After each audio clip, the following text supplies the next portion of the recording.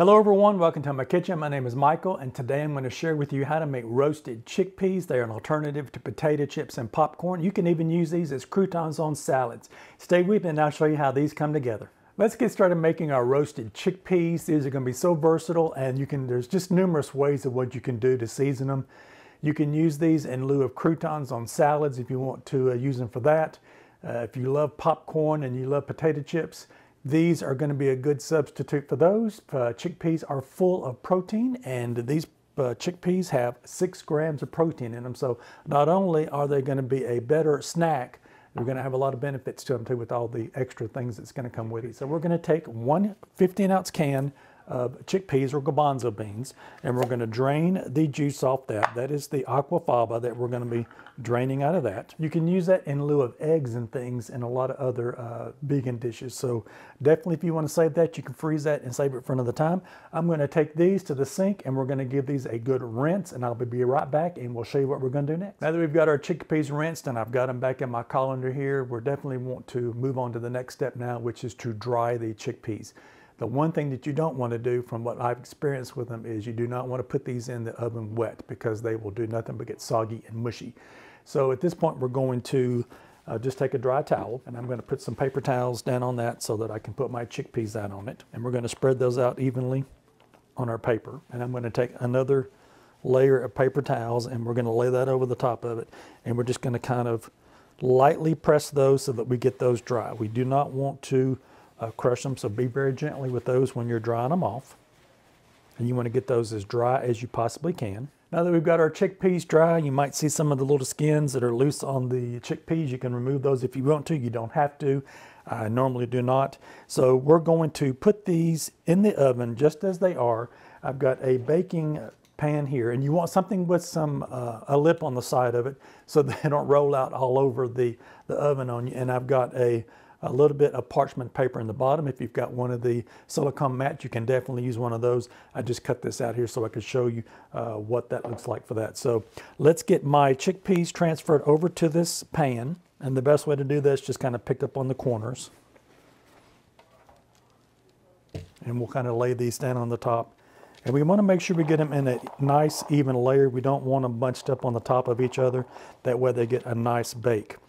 So when I first started making these years and years and years ago, I went on and put my olive oil and my seasonings on the top of them just as I put them in the oven and baked them.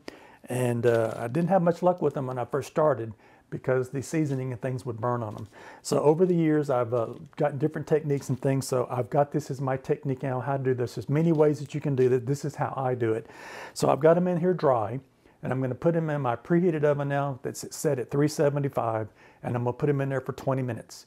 At about 10 minutes, I'm going to come in and shake the pan and move them around so that we'll kind of get an even roast on the other side of them, and we'll let them sit in there for 20 minutes, and I'll be back and I'll show you what happens after 20 minutes.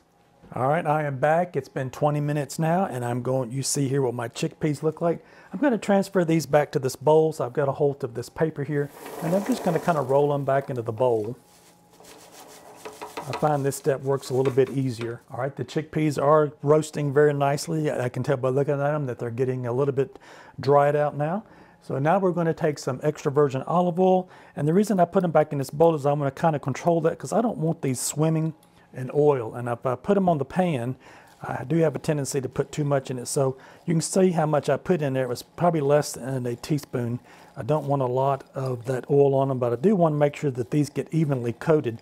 And by putting them back in the bowl, it just makes it a little bit easier for me to do that. All right, now that I've got these coated now with my olive oil, I'm going to put them back on my pan. And I'm going to spread them out so that they're back on a single layer. And we're going to put them back in the oven again for another 10 minutes on that same temperature. And we'll show you what we're going to do next.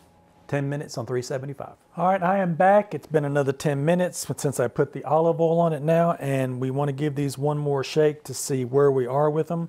And now I'm going to give one of them a taste test just to see, because my oven normally cooks these for about 40 minutes, and for the last 5 minutes is when I'm going to put my seasoning on them. So I'm going to pick one of them out here and see if they need to cook just a little bit longer or if I'm ready to put my seasoning on them. So let me give these a try. These are almost done, so I'm going to put them back in the oven for 5 more minutes, and then we'll take them out and we'll put our seasoning on them. So I'll see you in just 5 more minutes. I am back now, and let's get ready to start putting our seasonings on. If you want to give these a test to see where they are, we definitely want these to be on the crunchy side now, because these are basically done. So let's put some of our seasoning on. You can leave them just like this if you like, just plain. You can put plain salt and pepper on them. This is some of my house seasoning here. I'm just going to give that a sprinkle across the top of it. I'm not going to put a lot on it. I just want to come make sure that a lot of these have just some coverings on them so they get just a little bit of flavor to them.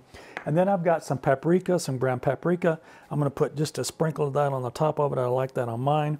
Like I said earlier, these are so versatile. You can do so much with them. You can just leave them plain. You can put any kind of seasoning, any kind of spices that you want on them. And let's just give these a little bit of a stir on this tray, just so that we get the seasoning mixed around on all of them. And we'll put these back in my oven for 5 more minutes, and we'll get them out and we'll plate them. I am back, and I did transfer my chickpeas to a bowl here that cooked for a total of 45 minutes. So you want to keep a watch on them in your oven. Everybody's oven is going to cook a little bit different. About every 10 minutes, we want to go in and stir them around, as you saw what I did earlier. And like I said earlier in the video, I put the seasoning on at the beginning years ago, and that was a mistake that I learned. So this is the way that I do them now, and let's give these a little try.